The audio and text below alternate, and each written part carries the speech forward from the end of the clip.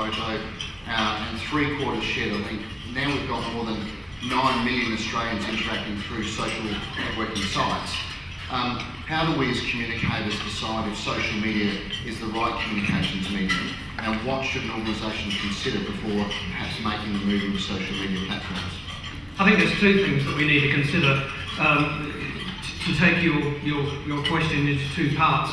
First off, it's got bugger all to do with us. So when we're thinking about, should we be in social media, it's nothing to do with us, it's everything to do with them. They who we are trying to communicate with, they are already there.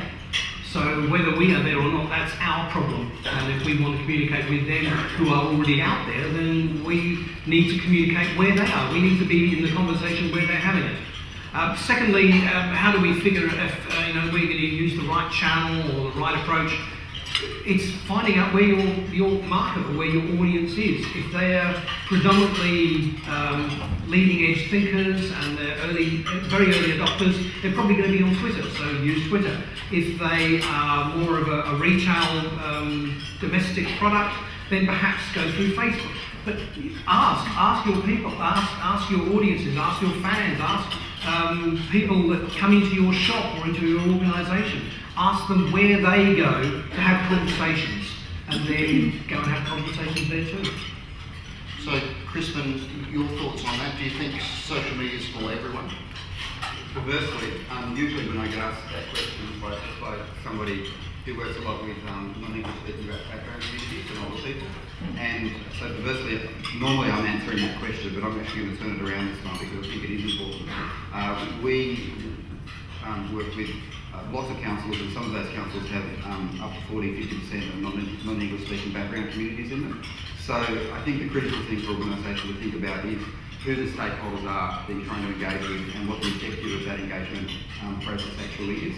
And from that you can determine the right strategy. And sometimes that strategy is an online strategy. I think as an organisation, generally there'll always be a role for online engagement processes, but it depends on the very particular type of project you're working on and the particular audience, whether you choose an online strategy for that particular project. So if I'm trying to do a project with 85-year-old Greek migrant ladies who have been in Australia for 50 years and are better meant to pick up the language because they've been living at home, I'm not going to use online media.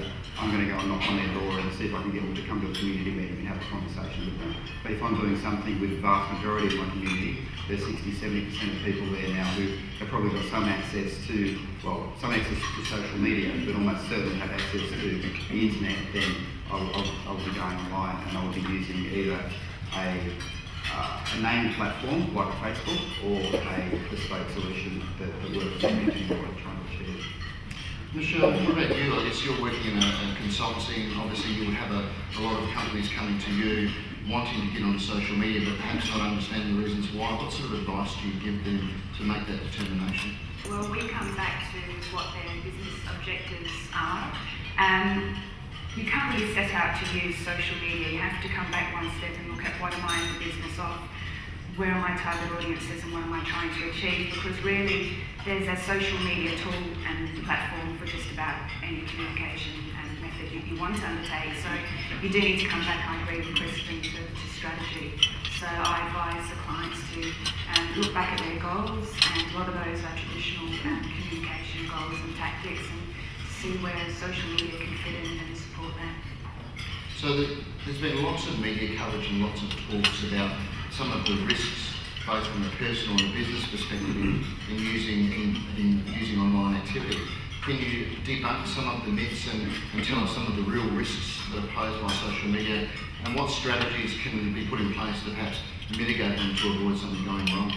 Risk is one of those phrases and questions that comes up with clients all the time there, and it's a good question too. They're always wary of what might happen if they go online and someone says something negative. That's the big question, and that is a risk, but that again can happen across a lot of platforms and in a lot of spheres and in a lot of business and tactics, not just in social media. But it comes down again to having a strategy. You have a strategy and a plan in place. You know how you're going to use social media. You pick the winning platform for you. You have a content plan, resources for it that can mitigate a lot of the risk. And just it comes down to some PR tactics too, and that's where news and PR focuses. Having those key messages, knowing what your business is, and having a goal and focusing on that, so the risks are mitigated. Crispin, that's probably a good question for you, I think, given that your experience earlier on this year where things did go wrong. Any learnings for you personally out of that scenario? Lots, some of which I can talk about here and some I can't. The risk question is a really interesting one, and it's one we always get asked about, and there's a few things, I guess. Until you've talked about risk with an organisation, with the decision makers, you can't talk about benefits. You have to deal with your risk issues first, because otherwise you just can't get over that hurdle. Risk, as we know, it's a factor of two things: the probability that something will occur and the impact if it does occur. And what people tend to jump to is the impact. So they go to the worst case scenario and they think, this will be a disaster. What if somebody puts porn on our site or whatever, that sort of thing. Now, when we started, we didn't have good answers because we had no experience. Now we know that just doesn't happen. So the probability of these worst case scenarios arising is negative. Well, in our case, it's zero to negligible. As long as you build good systems in. So as long as you put good technology in and good moderation into your systems and those sorts of things to make sure you can manage any of those risks. The other side of risk, I think, is really important. I was in Canada earlier this year, and one of the speakers talked about ROI, and he reframed it as the risk of ignoring. So the risk of ignoring social media is actually far greater than the risks of entering the social media sphere, because it's already happening all around us anyway. People are already saying things about us. If you go to any of the Facebook community pages now and put in your organisation name, there's a good chance there'll be a Facebook community page and there'll be people saying something about your organisation, and it won't be nice.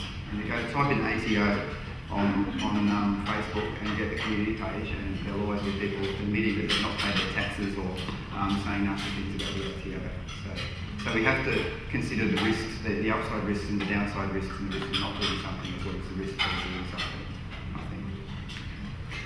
Lee, why then the fascination, I guess, by media with focusing on the risks and some of their coverage?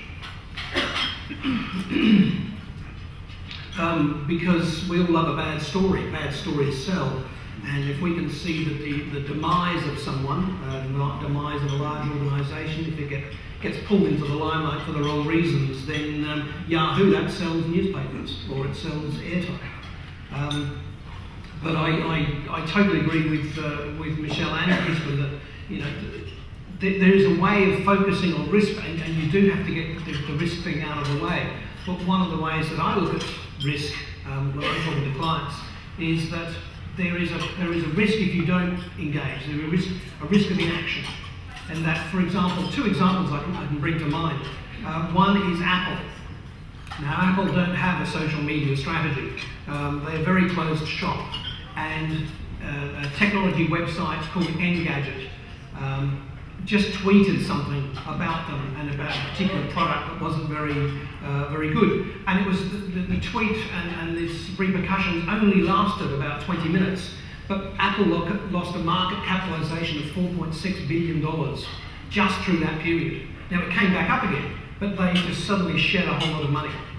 Now, another example is, the United Brakes Guitars fiasco. I presume that most people remember that video that went around, a series of videos.